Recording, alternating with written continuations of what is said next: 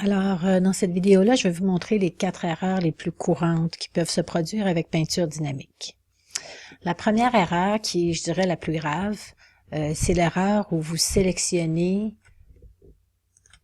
tout l'aplat pour faire la peinture dynamique. Donc, plutôt que de sélectionner avec la flèche blanche uniquement les éléments dont j'ai besoin et de le faire de façon progressive, pièce par pièce, vous sélectionnez l'ensemble et vous appliquez ici la peinture dynamique pour l'ensemble de ça. Donc ici, je me trouve à générer une multitude infinie de pièces que je vais devoir remplir, et quand j'arrive ici dans la portion avec la boucle, j'ai une quantité infinie de petits morceaux, et quand je vais décomposer ça, ça va générer quelque chose d'impossible. Alors si j'essaie de remplir ici la boucle, je vais devoir faire une multitude de petits clics pour pouvoir remplir les petites parties infinies. Donc ça serait l'erreur la plus grave que vous pouvez pas commettre quand vous faites peinture dynamique.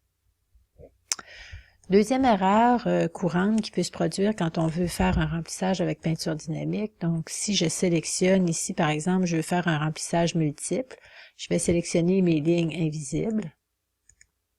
Je vais sélectionner mon contour, je vais sélectionner ma ligne ici et je vais procéder à ma peinture dynamique en utilisant par exemple la rayure ici.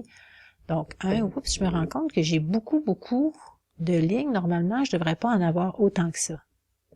Donc, qu'est-ce qui s'est produit dans ce cas-ci? CTRL-Z, CTRL-Z, CTRL-Z, c'est que j'ai oublié d'enlever le remplissage. Si je regarde ma ligne transparente, ici, j'ai du remplissage blanc. Donc, si je le remplace par du rose, là, on peut bien voir que ici, il y a du remplissage. Si j'oublie de vider complètement, d'enlever complètement les couleurs de remplissage avant de faire peinture dynamique, le remplissage va servir aussi de zone qui délimite. En fait, c'est comme si ma portion remplissage, la ligne qui est ici, va venir sectionner aussi les morceaux, va venir délimiter des nouvelles zones de remplissage. Donc, super important. Avant de cliquer sur l'outil peinture dynamique, je sélectionne mes morceaux et je viens enlever ici complètement toutes les couleurs de remplissage avant de pouvoir procéder avec l'outil peinture dynamique.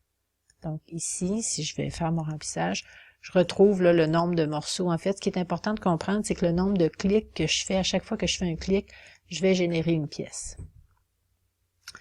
Troisième erreur courante, alors supposons que j'ai effectué mon remplissage, je veux procéder à la rotation, donc je vais ici avec R, accent grave, je vais faire la même chose ici de l'autre côté, R pour rotation, accent grave pour faire la rotation uniquement au remplissage, et quand je viens pour ici faire le remplissage de chacune des pièces, j'arrive pas à sélectionner individuellement mes pièces. J'arrive pas à sélectionner, j'ai beau cliquer, là, j'arrive pas à sélectionner uniquement cette pièce-là.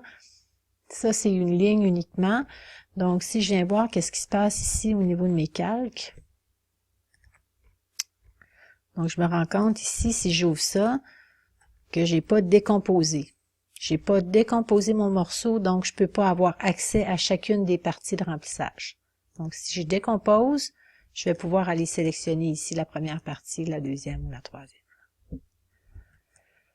Dernière erreur courante, en fait, ça c'est une erreur. Le remplissage au niveau de peinture dynamique a bien été fait, sauf que ici j'ai oublié d'aller repositionner l'ordre de mes calques.